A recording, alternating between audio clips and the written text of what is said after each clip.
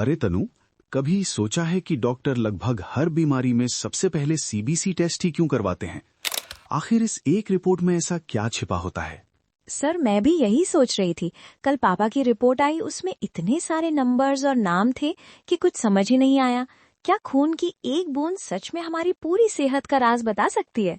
बिल्कुल।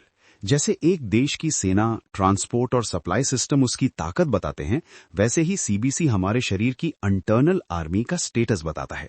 चलो आज इस रिपोर्ट को डिकोड करते हैं। सर, रिपोर्ट में सबसे ऊपर आरबीसी, डब्ल्यूबीसी और प्लेटलेट्स लिखा था। ये क्या है? देखो तनु, हमारा खून 3 मुख्य चीजों से बना है। आरबीसी यानी ऑक्सीजन ले जाने वाले ट्रक, डब्ल्यूबीसी यानी हमारे शरीर के सिपाही, और प्लेटलेट्स यानी वो मिस्त्री जो चोट लगने पर लीकेज को रोकते हैं। ओह, मतलब अगर इनमें से एक भी कम हुआ तो शरीर का सिस्टम बिगड़ जाएगा। बिल्कुल सही पकड़ा। सबसे पहले बात करते हैं हीमोग्लोबिन एचबी और आरबीसी की। हीमोग्लोबिन वो प्रोटीन है जो फेफड़ों से ऑक्सीजन पकड़ता है और पूरे शरीर को देता है। सर, जब खून कम होता है तो लोग कहते हैं अनीमिया हो गया है। क्या वो हीमोग्लोबिन की कमी से ही होता है? हाँ, और साथ ही हम पीसीवी यानी पैक्ड सेल वॉल्यूम भी देखते हैं, जो बताता है कि आपके खून में कुल कितने प्रतिशत हिस्सा सिर्फ खून की कोशिकाओं यानी सेल्स का है। अगर एचबी और पीसीवी कम है तो आप थकावट और कमजोरी महसूस करेंगे।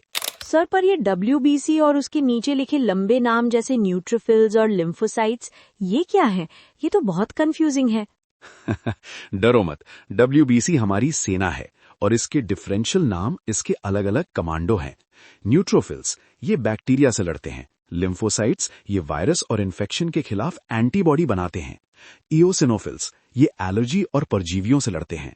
अच्छा, तो अगर रिपोर्ट में न्यूट्रोफिल्स बढ़े हुए हैं तो इसका मतलब शरीर में कोई बैक्टीरियल इन्फेक्शन है। सटीक, तुम तो प्रो बन रही हो। सर, डेंगू के समय सब प्लेटलेट्स की बात क्यों करते हैं?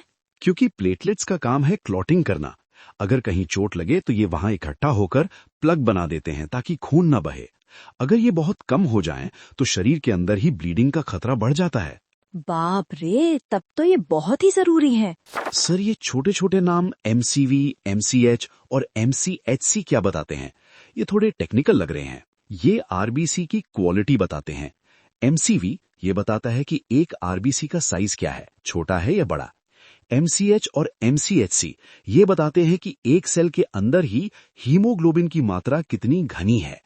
इससे डॉक्टर को ये पता चलता है कि अनीमिया किस तरह का है, आयरन की कमी से है या विटामिन B12 की।